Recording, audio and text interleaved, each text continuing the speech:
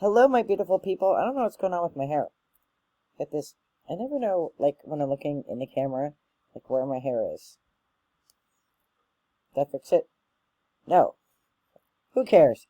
Anyway, so, today, as we step forward in the solstice season, we'll talk about community and what that means. What does that mean? Well, you belong to all kinds of different communities, right? You belong to your family. That's the first community that you're part of. You don't really get to choose that community. That community's chosen for you. And then you go to school, and then you're in that community, wherever that is. And if you're in clubs or sports or theater or whatever, you're in that community. And then as you grow older, you go into a job, and you're in that community. And then if you have hobbies, like I do the Red Cross, that's a community. We have all different kinds of communities. And one of the communities that you can choose to belong to is a spiritual community. So if you're a witch or a Wiccan, you might belong to a coven. If you're a druid, you might belong to a grove. If you're a Christian, you might belong to a church. If you're Jewish, you might belong to a synagogue. And if you're, the list goes on and on. There's lots of different communities. And so for those who decide not to participate in organized religion, sometimes you can feel a little lonely out here in the spiritual world because there aren't really like-minded people, right? Like in my case, I have my own brand of what I believe.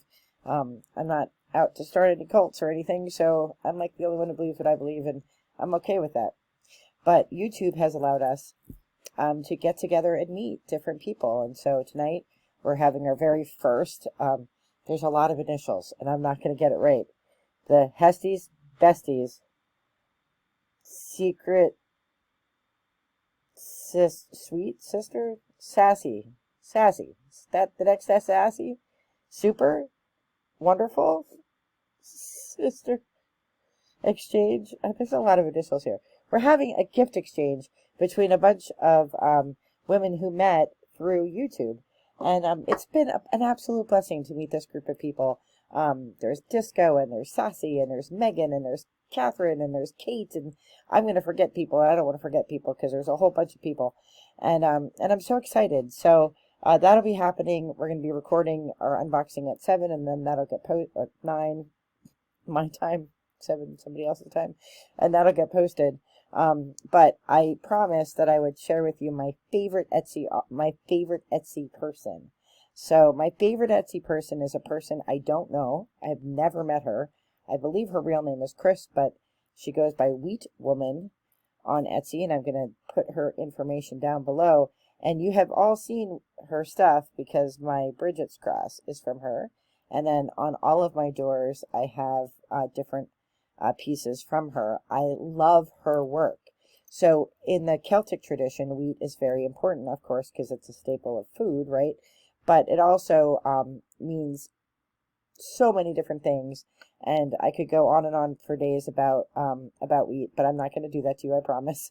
But Celts were they used wheat for a lot of different things, and we have evidence back to like the Iron Age of how wheat was used in handcrafts and things like that. And wheat means fertility and energy and bounty and success. And, like if you're eating wheat, like you had a good season, right? Like stands to reason. And we know that wheat's been around for 10, 15,000 years, right? So wheat's an important thing. Now, I don't know if you've ever worked with wheat. I am not artistic in that way. I'm a musician, but I'm not very arts and craftsy. I can't even function with tape. If you've ever touched wheat or worked with wheat, it's not easy to work with wheat. And the Wheat Woman weaves wheat. She makes all these cool things. I have this thing it's a heart that has, these are all attached to my wall. Like she braids the wheat, and then she like weaves the wheat, like she does all this cool stuff with wheat. I touch wheat and it breaks in half. So it's like so delicate, and she makes it look so easy, and she just has so many really cool things. And I found her because I was looking for a Brigid's cross, and then I was looking for gifts. And so now, like, she's my go-to. Like, if I have a special person that I want to get a special gift for, that is where I go on Etsy to get it, because I know the quality is always really good. She's a great communicator. She writes you right away, tells you when she's going to make it. She hand makes them like to order, right? Like you order it and then she makes it. It's not like she made a whole bunch and put them in the closet and pulls one out and blows the dust off and sends it to you. She makes it when you order it. And then, so each one is handmade for the person that you're sending it to, which is often me. I'm often sending these to myself because they're so awesome. And I have, on my bathroom door, it's a corn dolly. On my front door, I have another Brigid's cross and the heart thing, and I'll probably get 10 more this year. She's named a house plant after me. She showed me a picture. That's great. Thank God I'm not in charge of that house plant woman, because I'm terrible with plants. I have aloe plants for a reason, and cacti. So anyway, I met all the people on YouTube because of the YouTube channel, and I'm so blessed to have all of you in my life. I'm so excited to put some names to faces tonight at our gift exchange. I met the Wheat Woman because I wanted to support local artists and small artists, and Etsy is a way to do that. I know I've heard a lot of criticism about Etsy, but that is the place where I can find someone like the Wheat Woman, and you know, it's such a cool thing that I can't get here in Eastern Pennsylvania.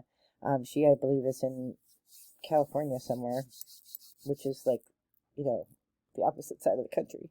So I'm excited about tonight. I look forward to seeing all my new friends, and as we step forward in this new solstice season, think about the communities that you belong to and how you contribute to them and what you receive from them. If it's not a positive relationship for you, you can walk away. You are allowed to say, this is not serving my highest good, and you can keep moving.